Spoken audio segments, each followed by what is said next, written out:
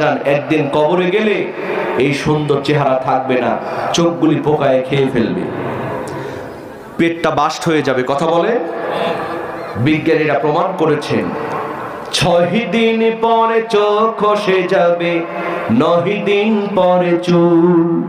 কবর গাহে সামান নিতে কইরো না কেউ ভুল, কবর জায়গা ভালো নয়, আমল দিয়ে কবর গৃহ সাজিয়ে নিতে হয়। ঠিক কিনা?